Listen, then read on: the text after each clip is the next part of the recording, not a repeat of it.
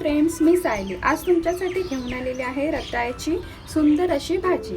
ही उपासाला चालू शकते किंवा नुसती सुद्धा खाऊ शकतात। त्यासाठी लागणारं साहित्य बघूया। किसलेलं 1 वाटी रताळं, 3 चमचे शेंगदाण्याचं कूट, हे थोडंसं जाडसर घ्यायचं आहे, 2 चमचे तूप, 2 ते 3 बारीक मिरच्या, 1 चमचे जिरे व चवीप्रमाणे मीठ। इथे मी गॅसवर कढई ठेवली आहे, त्याच्यात आपण 2 चमचे तूप टाकणार आहोत।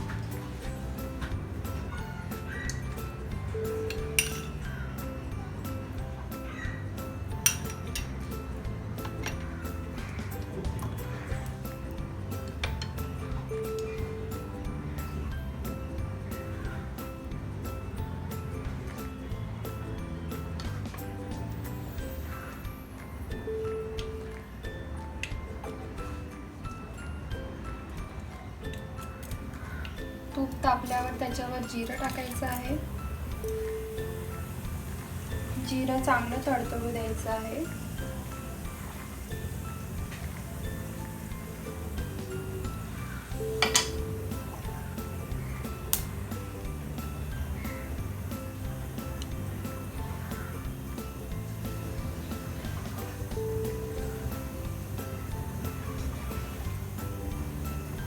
नंतर त्यात मिरच्या टाकायच्या आहे।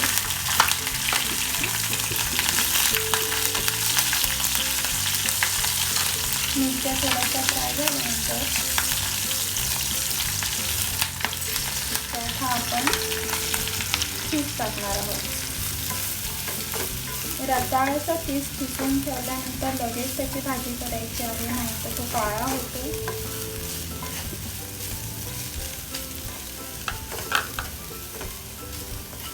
रताळे हे खाण्यासाठी खूप फायदेशीर आहे, आरोग्यासाठी खूप चांगले आहे, त्याचे चांगले गुणधर्म सुद्धा आहेत।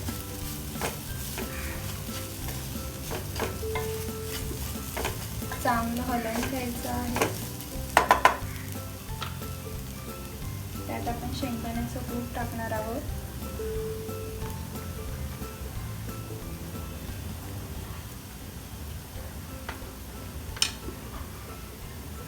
आणि चवीप्रमाणे मीठ टाकणार आहोत। चांगलं मिक्स केल्यानंतर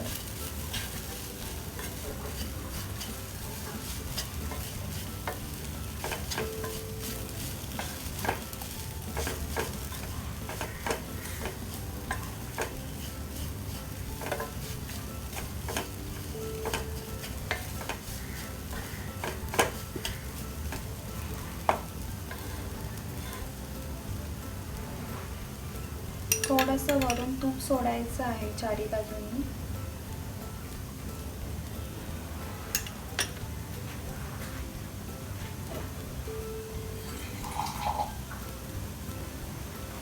आणि ते चांगलं होण्यासाठी पाण्याचा थोडासा शिपका मारायचा।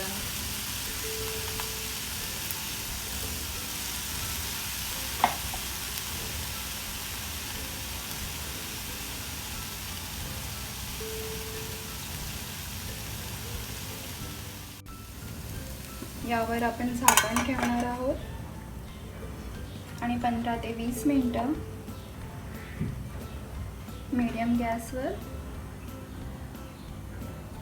शिजू द्यायचं आहे।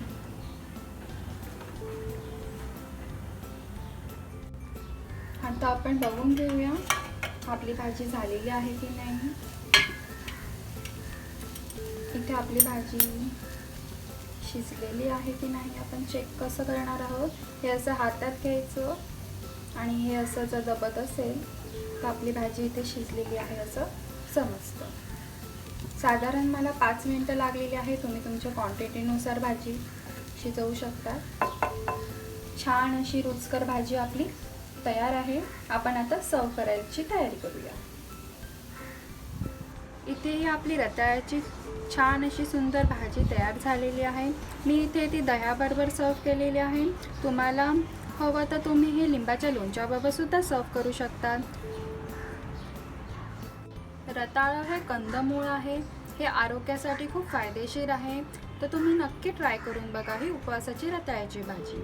चला तर मग फ्रेंड्स, बाय। आपण पुन्हा भेटूया नवीन रेसिपी बरोबर।